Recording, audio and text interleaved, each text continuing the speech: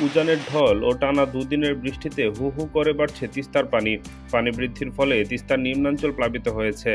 এদিকে তিস্তা ব্যারেজের ৪৪টি জলকপাট খুলে দেওয়া হয়েছে।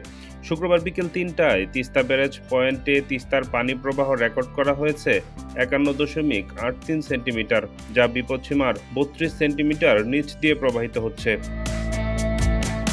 এর আগে বৃহস্পতিবার সকালে তিস্তার পানি বিপদসীমার ৬৫ সেন্টিমিটার নিচ দিয়ে প্রবাহিত হয়। এদিকে তিস্তার পানির বৃদ্ধিতে দেখা দিয়েছে নদী ভাঙন।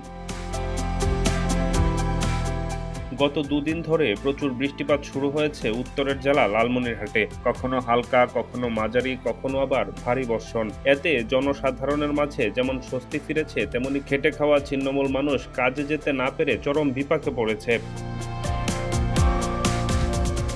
গত ২৪ ঘন্টায় শুধু রংপুরে ১৩০ মিলিমিটার বৃষ্টিপাত রেকর্ড করেছে আবহাওয়া অধিদপ্তর। ভারী বর্ষণের কারণে নদ-নদীগুলোতে পানি বৃদ্ধি পেতে শুরু করেছে। তিস্তা ও ধরলার পানি সমতল বৃদ্ধি পাচ্ছে। ডেস্ক রিপোর্ট, নতুন সময়।